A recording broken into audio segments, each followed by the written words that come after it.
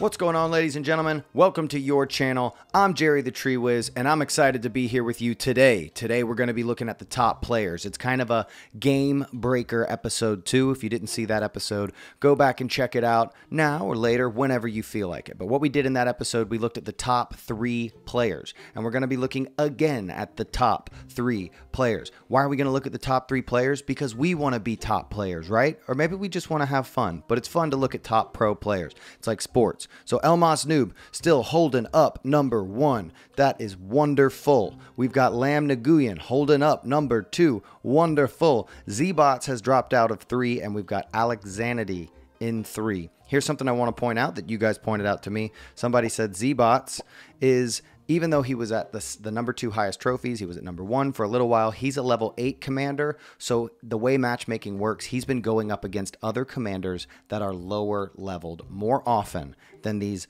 high trophy.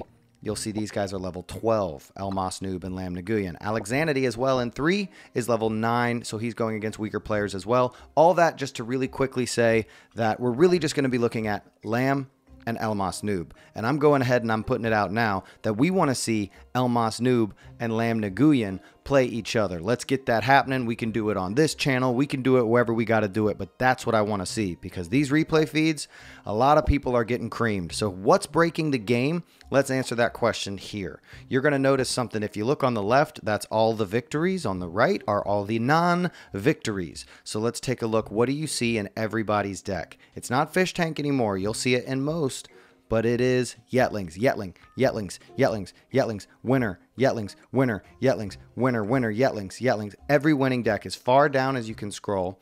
Pardon me, this is a replay that I did not mean to click on. So in the meantime, let's get a shabadoo. Warm your hands up. Be thankful. It's a good day. So we're going to exit out of this replay, especially now that we just got gassed up like that. That was beautiful. And poof, the magic of editing. We're back. So let's swipe on this side of the screen so we don't accidentally watch a replay. But the point is, every single deck has Yetlings. I've scrolled down as far as you're able to scroll, and you will notice everybody has Yetlings. We've seen some things change. You'll see a cool change right here. Lamb goes from using the fish tank to using the beehive. There was the change. Okay, we had a fish tank and we had teleport. We've dropped the fish tank and teleport, and we've got jetpack. We've got a lot of cool things. We've got the poison hurler. What's he called? Andy C, get me in the comments. You always correct me. Love you. The infestation mine. We're not going to watch that replay. Let's just get right into the good stuff. I want to show you annnd's really awesome siege style deck that you can't really call a siege deck, because in World War II, we're able to have cross type, arc type decks. They're just awesome. So let us watch this replay against Noodleman 19. What's cool about this deck? I'll tell you. The bunker. I don't know if you've used the bunker. It seems very powerful. It's something you can do is it helps take down the Zeppelin. You can play it right in the middle by this bomb. You'll actually see him do that. I'm not sure if it's in this replay, but we have the inhumane cannonball, so that's what makes this a siege style deck.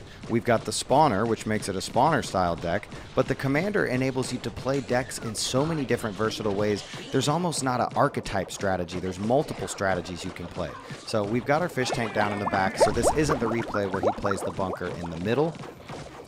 So let's just watch for a bit longer. We see that the Yetlings are just overpowered. And teleport, I get a lot of you telling me that you think teleport, the mechanic, is overpowered. What can we do about it? Somebody say in the comments. Do we get less number of times to pass through the teleport? Do we drop it to 4? Do we make the teleport, the second part of it, cost 2 dough, where it costs 1 dough to teleport and 2 dough to send them back? These are all good ideas. Let's exit out of this because we want to see him use the bunker. But that's the point to take from that is he was able to play this deck without ever even using the bunker and the inhumane cannonball. Let's see if in this next one we get the bunker and the inhumane cannonball. Here we go. Shabadoo.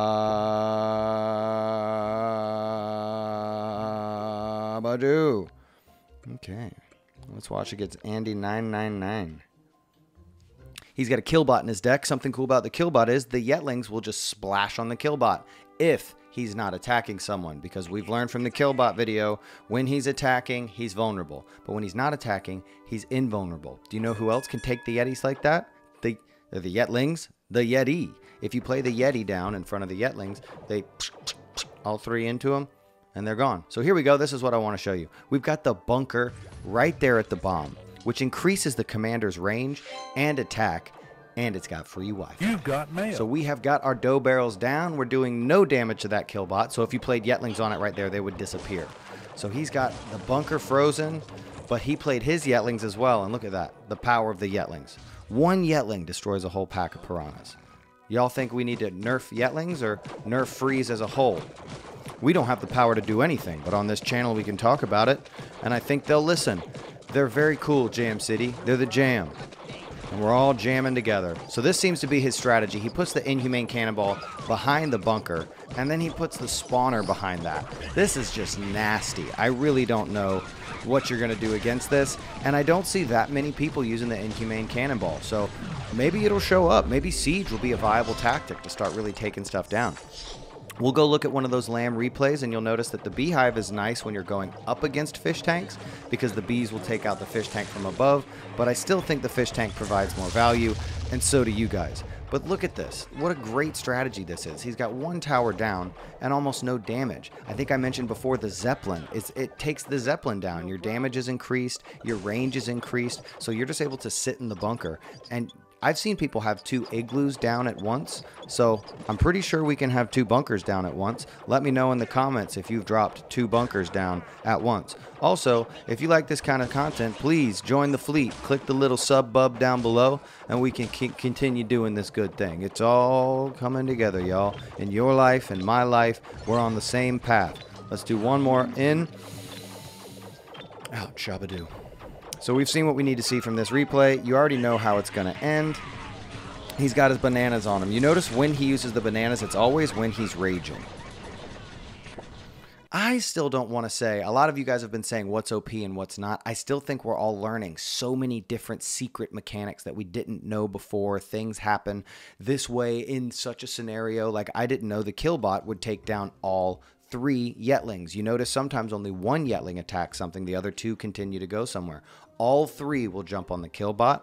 All 3 will jump on the Yeti. That's good to know. The Yeti is actually a pretty powerful card going up against decks like the Piranha Tank deck because he's just able to continually smash each and every one of them. I've actually got him in my deck right now. This was a fun deck. I've added the jetpack as well. I'm going to do a video tomorrow breaking down, I think we're going to do the Mad Scientist and the Witch, and we're going to focus on how they work great as bait. If you know what bait cards are, you know. If you don't know what bait cards are, you will know. You're able to bait out spells to do big things with other things. So we got our bait for the Rex, and we will be covering that topic tomorrow. Let's just take one more look at the top before we go, because we are going to take a look at the top 3 throughout this entire season. And let's get it going again. If you guys want to see Elmas Noob and Lamb Naguyan play, probably the 2 best in the world. Probably hands down the 2 best in the world. They have stayed at the top. Lamb finished first last time with 88,000 something trophies. So let's watch what they do with their decks. Let's see if Lamb keeps playing the Beehive deck or if he switches back to Piranhas. But one thing can be for sure. We're gonna see the Yetlings. Let me know what you want to do about the Yetlings, what you want to do about Freeze. Your ideas have been great already. Thank you to each and every one of you. Thank you to World War Doe. Thank you, thank you, thank you. To the Batmobile.